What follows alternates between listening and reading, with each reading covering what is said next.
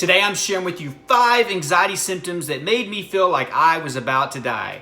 When these symptoms popped up, I felt like my life was about to end. All right? Do me a huge favor. If you've ever had an anxiety symptom that made you feel like you were dying, hit the like button down below and know that you are not alone. In today's question, give me your top 5 scariest anxiety symptoms that made you feel like you were about to die down below in the comment section throughout this video.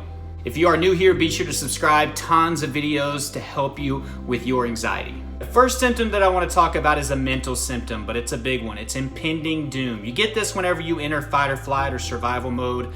Most of the time, it's associated with at least a high-end anxiety attack, but probably a panic attack. And I dealt with these multiple times a day. And the reason I'm starting with this symptom is because it was present when I had all of these other symptoms that I'm going to mention. So when you go into fight or flight, your mind is trying to get your body prepared to fight something off or to run away from something that's trying to hurt you, put you in danger, or even kill you. So it's going to give you a lot of symptoms.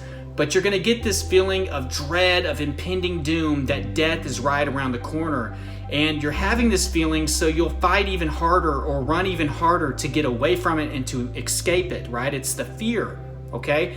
But the problem is that when we're having a panic attack, there's not a lion or a bear in front of me trying to eat me. There's not somebody trying to kill me. There's nothing really for me to run away from, right? So I'm stuck with these symptoms and the impending doom that makes me feel like I'm about to die. So I start to assume that these symptoms are a medical condition, that something is actually wrong with me, all right? So then I start to think I'm having a heart attack or I'm having a stroke or an aneurysm. So oftentimes people will tell you to calm down or relax. There's nothing around you. Why are you tripping out? Why are you panicking?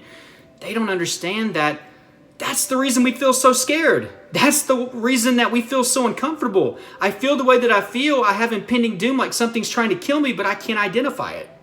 Number 2 is chest pain. I had cardiophobia, otherwise known as heart anxiety, and I had that for the first 2.5 years of my 5 years dealing with anxiety. So I had chest pain pretty much constantly for those 2.5 years. It would present itself in different forms, some scarier than others.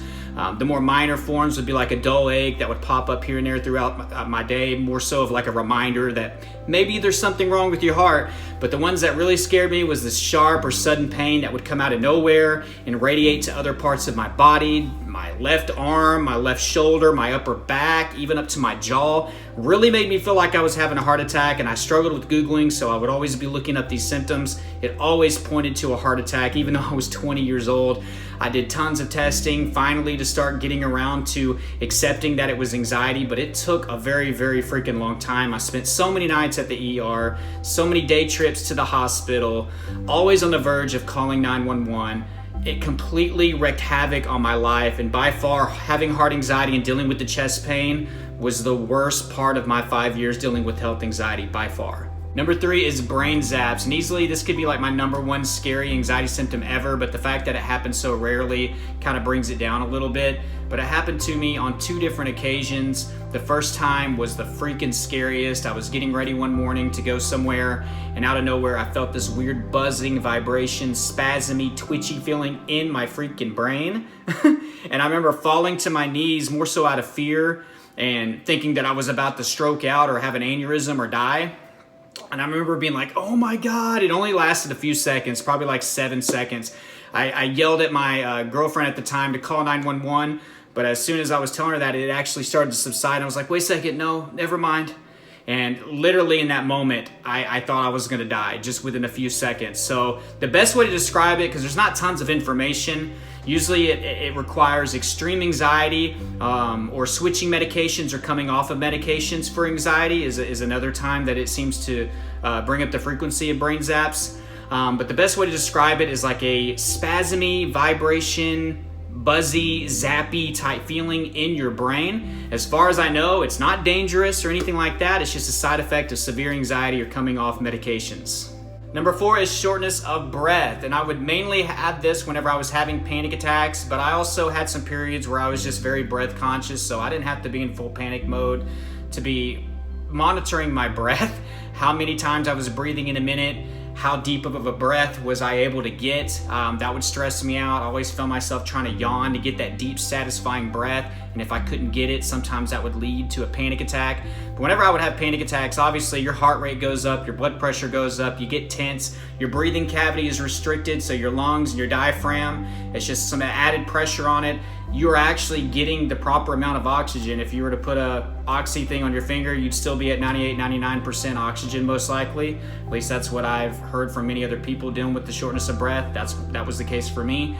But it feels like you're not getting enough air because you're breathing more shallow, more rapid. It's an uncomfortable feeling. I also went through a period of time where I was thinking that I had something wrong with my lungs, lung disease. I only smoked for a couple years, but I was like, oh no, man, that caught up with me. I have lung cancer, or I have COPD. There were times where I was thinking maybe I have asthma or something like that. So I struggled with the shortness of breath, and definitely whenever I was having chest pain and having to panic, it really made me feel like I was having a heart attack.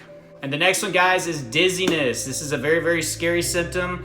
I dealt with it on and off. Luckily, I didn't have 24/7 dizziness. I know some of you do. I've coached some people that deal with this as their primary symptom. When you're really, really anxious, it can affect the vestibular system, the inner part of your ear, that can lead to dizziness, feeling like you're not as coordinated, making you feel like you're off balance. A lot of times it felt like I was walking on a boat that was rocking in the water. Very, very scary. It made me have this extreme fear of fainting, always feeling like I was gonna faint. I never did faint, and most of the time anxiety is never gonna lead to you fainting unless you have some prior history with that or some deficiency. But it was definitely scary. I would deal with these dizzy spells whenever I would have my chest pain and have my shortness of breath, so it just all played into that fear of me having a heart attack. But I definitely would have this as just a random symptom throughout the day, even if I wasn't having panic attacks. So if you made it this far in the video, I want you to go down below in all caps. I want you to put, I will defeat these symptoms. I will defeat these symptoms. And guys, I was able to get past these anxiety symptoms. I haven't had these symptoms in years. I haven't had a panic attack in over 6 years. I don't have health anxiety. I don't have generalized anxiety disorder. I'm finally living the life that I deserve, but I'm telling you, it took a lot of work. I had to be patient. I had to be consistent. I had to fail a lot, right? I had to embrace being uncomfortable. I had to actually embrace suffering, right? I had to actually expose myself to my fears, to my triggers. That's after I established structure and a routine. So there's a lot that goes into recovery. But if you haven't tried it out, I'm gonna put my course, Elite Anxiety Bootcamp, down below. It lays it all out for you. It's my blueprint. It's what I did step by step throughout my day to eventually recover from anxiety. I believe that you can do it, but you need guidance. You need a mindset change. You gotta change your perspective on the whole thing. I want you guys to get excited about recovery. That course is gonna show you the importance of that, and it's gonna help you with your journey. So check it out. Super affordable, packs so much into it compared to other courses that you're gonna find out there. And it's a lot more affordable, so check it out. If you haven't tried therapy, go do that. I'm gonna put an online therapy link. You can do it on the phone, the laptop, the PC. There's other resources, my socials. Guys, remember to like this video if you got value. Please subscribe and be a part of the family if you're new here. And check out this video whenever you're done. But until next time, guys, I love you and keep fighting.